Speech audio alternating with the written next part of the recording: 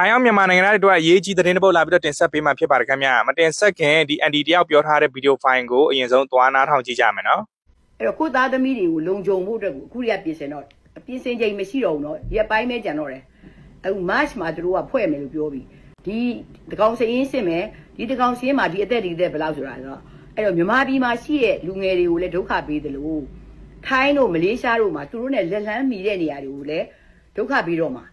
ဒီလူတွေကဒီနေ့ပြန်လာခဲ့မပြန်လာဘဲနဲ့စစ်တာဝင်မထမ်းဆောင်ဘူးဆိုရင်မိဘတွေကိုမိန်ထောင်ချတာတို့ဖမ်းတာတို့ဒါတွေလုပ်တော့မှာပတ်စံပေးလို့မရတော့ဘူးနော်အဲ့ဒါကိုသတိထားတော့အဲ့ဒါတွေကိုအမြန်ဆုံးလုပ်တော့ဟလာထိုင်းနိုင်ငံမှာရှိတဲ့လုံသမားတွေမလေးရှားမှာရှိတဲ့လုံသမားတွေအကုန်လုံးတိုင်ပင်ညှိနှိုင်းပြီးတော့ပြင်ဆင်တော့ကာကွယ်ဖို့ကိုကာကွယ်ဖို့လုပ်ထားတော့နောက်မှဆိုတော့အကုန်သေးကုန်ပါပဲအခုပဲတွက်ကြည့်လေအပတ်စဉ်တစ်ကနေပြီးတော့23ထိအဲ့အပတ်စဉ်တစ်ကနေ23မှာအပတ်စဉ်တစ်ကကျွန်တော်ဘလူးကျမဘသူကတော့ကျမရဲ့အိမ်ကြီးကိုပြန်ရောက်ပါပြီလို့ဘယ်နှယောက်ပြလို့လဲသူတို့ပြတော့မပြနိုင်ဘူးပေးလိုက်တာတောက်လေဟလာကျမတို့ဘက်ကလူတွေတိုက်ပွဲတွေပါပြောတယ်90သေးတယ်90သေးတယ်60သေးတယ်အဲ့ဒီသေးတဲ့သူတွေကစစ်သားအစ်စ်တွေမဟုတ်ဘူးလေပတ်စတွေလေပြည်သူစစ်မှုတန်းအဖွဲ့တွေလေဟုတ်တယ်မလားအဲ့တော့အလွှာစုံကအဖွဲ့တွေလေအဲ့ဒီခါကျတော့ကျမပြောချင်တာဒီလူတွေကိုဒုက္ခမရောက်အောင်အခုအမြန်ဆုံးလုပ်တော့ကျမတို့ရက်မလို့တော့ဘူးအဲ့တော့မတ်လမှာတို့ဒီဖွဲ့စည်းတော့မယ်ဟလာဒီလုပ်တော့မယ်လို့ဆိုလို့ရှိရင်စစ်တပ်ကိုထဲ့တော့မယ်အုပ်ကြီးတွေကမှလို့ထဲ့ပြောပြီးအဲ့အမတန်မှအန်ရကြီးရဲ့ကြောက်စရာကောင်းတယ်အမြန်ဆုံးနဲ့ကိုသားသမီးတွေကိုလုံခြုံတဲ့နေရာဥမာပေါ့ထိုင်းကိုသွားလို့မလုံခြုံဘူးလားမလေးရှားသွားမလုံခြုံဘူးလားဆိုရင်တောထဲမှာလေးယောက်နေပြီမှာမလုတ်ချင်လဲရတယ်အဲ့ဒါလေးယောက်နေပြီကိုပို့ပွဲစားတွေကိုမယုံနဲ့ပွဲစားတွေကဘယ်လောက်ယုတ်လဲဆိုကျမတို့ဒီဟိုမြဝတီကပါပြောတော့မလေးမဲဆောက်မှာရှိတယ်တောထဲမှာရှိတယ်လေးယောက်နေပြီမှာရှိတယ်တောလန့်နေသူတို့ခေါ်လာတယ်အများဆုံးကအိစံခရဘက်ကခေါ်လာတယ်ခေါ်လာပြီးတောထဲမှာထမင်းကျွေးပြီးတော့ထားပြခဲ့တာဟဲ့လားအဲ့တခြားလူယုံနဲ့ရောက်လာလူယုံမရှိလို့ဆိုတောထဲမှာပဲလဲပြီးသေး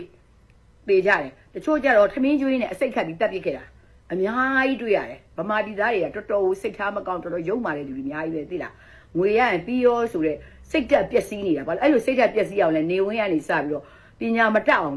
ဒီသတင်းကဆိုလို့ရှိရင်စစ်တပ်ကိုထောက်ခံနေတဲ့လူတွေအတွက်ကတော့သတင်းကောင်းတစ်ပုဒ်လို့တော့ပြောလို့ရတယ်ဒီစစ်မှုထမ်းတဲ့သတင်းနဲ့ပတ်သက်ပြီးတော့ပေါ့နော်ဒီစစ်တပ်ဘက်ခြမ်းက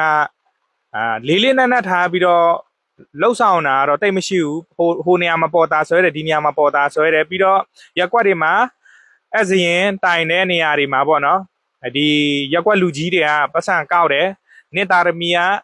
350ပေးရမယ်300ပေးရမယ်စစ်မှုမထမ်းခြင်းလို့ရှိရင်ဒီပုံစံတွေလောက်တာတွေတွေ့ရတယ်ပေါ့နော်ဒီလာမဲ့3လပိုင်းကြာလို့ရှိရင်တော့ပတ်စံယူတာတွေဘာတွေမရှိတော့ဘူးတဲ့လူကိုတကယ်ခေါ်တော့မှာဆိုတော့ဒီထိုင်းရောက်မြန်မာနိုင်ငံသားတွေအတွက်လည်းဗာစိတ်ပူရလဲဆိုတော့ကိုမြန်မာနိုင်ငံမှာရှိနေတဲ့မိဘတွေကဒီစစ်တပ်အုပ်ချုပ်တဲ့နယ်မြေမှာနေထိုင်နေဆိုလို့ရှိရင်တော့ကိုမိဘတွေအတွက်အန္တရာယ်ရှိပါတယ်အခုကတို့ကထိုင်းနိုင်ငံကိုတက်လာပြီးတော့ထိုင်းမှာအလုပ်လုပ်နေတဲ့မြန်မာနိုင်ငံသားတွေကိုတို့လာဖမ်းမှာမဟုတ်ဘူးအခုကတို့လုပ်မဲ့နီးစနစ်ကဘယ်လိုလဲဆိုတော့မြန်မာနိုင်ငံမှာရှိနေတဲ့ကိုမိဘတွေရွှေမျိုးအတိုင်းဝိုင်းတွေကိုဖိအားပေးမယ်ဖမ်းပြီးတော့ထောင်ချမယ်တကယ်လို့ကိုတိုင်ကမပြန်လာဘူးဆိုလို့ရှိရင်ဒီလာမဲ့3လပိုင်းမတ်လမှာတို့တွေစပြီးတော့လှုပ်ဆောင်ဖို့အတွက်အခုလက်ရှိတို့တွေအစီအစဉ်တွေချနေကြတယ်အရင်တော့ဆိုလို့ရှိရင်ယောက်ျားလေးကိုပဲအဓိကတို့စစ်မှုထမ်းဖို့အတွက်ခေါ်တာပေါ့နော်ပေါ်တာတွေပါတယ်ဆွဲတယ်အခုစစ်တပ်ကခေါ်မှာကယောက်ျားလေးတွေကြီးပဲမဟုတ်ဘူးမိန်းကလေးလည်းပါတယ်လာမဲ့မတ်လ3လပိုင်းကနေစပြီးတော့စစ်အာဏာရှင်ဟာစစ်တပ်အင်အားကိုဖြည့်ဖို့အတွက်လှုပ်ဆောင်တော့မှာဖြစ်ပါတယ်